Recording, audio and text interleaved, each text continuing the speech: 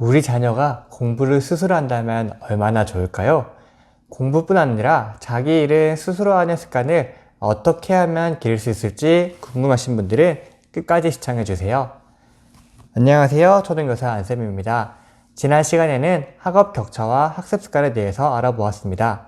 그런데 사실 이런 것들은 공부 습관만 제대로 갖춰져 있다면, 스스로 공부하는 습관이 잡혀져 있다면 걱정할 일이 전혀 아닙니다. 그래서 오늘은 우리 자녀가 스스로 공부 습관 잡는 방법에 대해서 안내드리겠습니다. 사실 어른도 마찬가지겠지만 학생들도 무슨 일을 하든 본인이 필요하다고 느끼면 누군가 챙겨주지 않아도 충분히 알아서 해나갑니다. 배가 고프면 차려 먹거나 챙겨달라고 말을 하고, 그리고 놀고 싶으면 알아서 잘 놉니다. 그러나 공부는 당연히 하지 않습니다. 학생 스스로 굳이 왜 내가 공부를 해야 되나? 라는 의문에서 벗어나지 못했기 때문입니다. 혹시 자녀분이 지금 학부모님의 잔소리 없이 책상 앞에 앉아서 꾸준히 공부를 하는 학생이 있다면, 습관이 갖춰진 친구가 있다면 이후 내용들을 보실 필요가 없겠습니다. 우선 축하드립니다. 그러나 대다수 학부모님들은 우리 아이가 그랬으면 좋겠어요 라는 마음가짐으로 이 영상을 시청하시리라 생각됩니다. 공부의 필요성을 느끼는 학생들은 빠르면 5, 6학년, 보통은 중고등학교에 가야지만 자연스럽게 깨닫게 됩니다. 그럼 그 전에 우리는 무엇을 해줘야 되는가? 네, 바로 스스로 공부하는 습관을 잡아줘야 됩니다.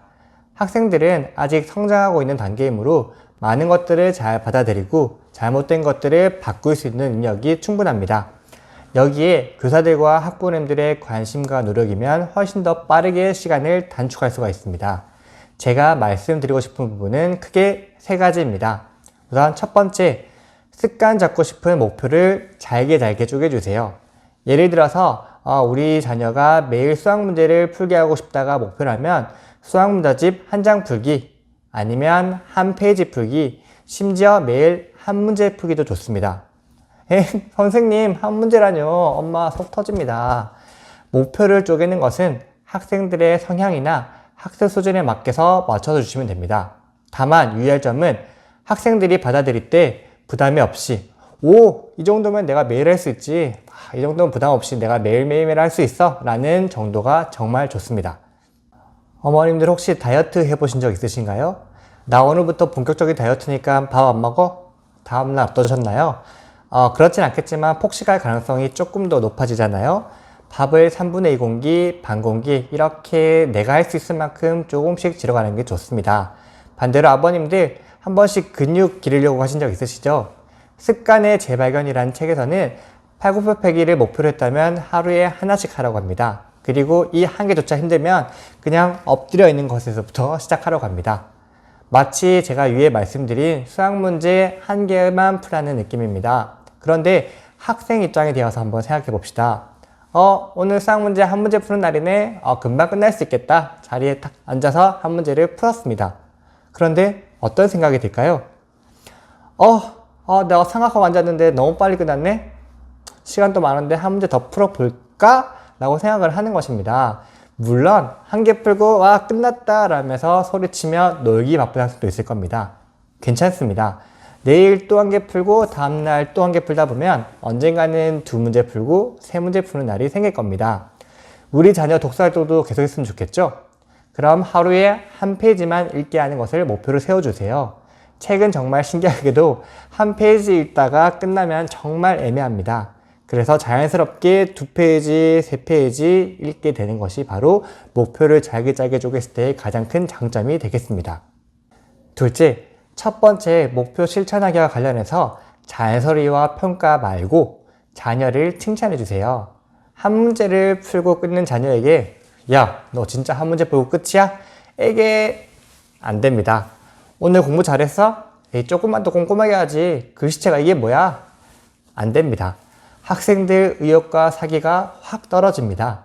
목표 분량만큼 스스로 다 했다면 그대로 인정하고 칭찬해 주십시오. 목표 분량을 스스로 채우면 성취감과 만족감을 느낄 수 있고, 이러한 칭찬의 힘이면 그 목표를 계속 이어나갈 수 있게끔 합니다.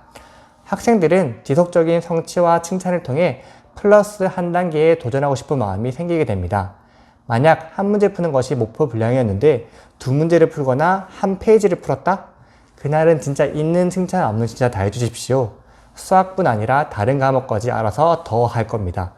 목표가 분량이었다면 분량만큼 채우면, 학습 시간이 목표였다면 그만큼 공부했다면 칭찬을 해주세요.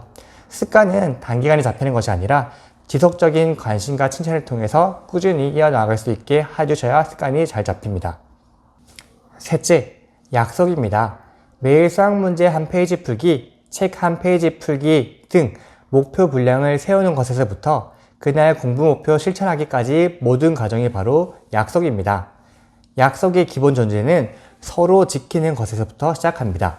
그래서 일방적인 통보가 되어서는 절대 안 됩니다. 너 오늘 이거 해야지가 아니라 우리 이번 주부터 어떤 것 하기로 약속했었지가 되어야 서로 기분이 상하지 않고 잔소리로 이어지지 않습니다. 자녀도 감동받습니다. 우리 엄마가 이렇게 말씀해 주시다니, 아, 맞아, 약속했었지 라며 스스로 세운 목표를 하러 갈 겁니다. 물론 사전에 목표 세우는 것도 중요하지만 더 중요한 약속은 바로 실천 여부입니다. 목표를 세웠지만 사실 실천하기가 정말 힘들 겁니다. 학생들의 경우 습관이 자리 잡으려면 대략 2주에서 3주 정도 걸린다고 하는데요. 중간에 포기하고 싶거나 하루쯤 그만두고 싶은 마음이 생기는 것은 당연합니다. 이때 우리 학부모님께서 자녀가 꾸준히 이어나갈 수 있도록 해주셔야 됩니다. 물론 감정적인 잔소리가 아니라 약속이라는 명분을 들어 서로 감정이 상하지 않게 해주시면 좋겠습니다. 스스로 습관이 잡히기 전까지는 끝까지 이어나갈 수 있도록 약속해 주세요. 정말 너무 힘들다, 나 오늘 한 페이지 풀어야 되는데 정말 힘들다 라고 하면 반 페이지나 두세 문제 푸는 걸로 조금 줄여주셔도 괜찮습니다. 가장 중요한 것은 멈추는 것이 아니라 조금이라도 끝까지 매일매일 하는 것이 중요하기 때문입니다. 네, 넷째까지는 아니지만 또 좋은 팁 하나만 드리겠습니다. 어머님들도 학부모님들도 목표를 세우고 함께 일어나가시는 것입니다. 학부모님들은 자녀들의 모방의 대상이자 모범의 대상입니다. 특히나 초등학생들은 자연스럽게 학부모님을 따라할 수밖에 없습니다.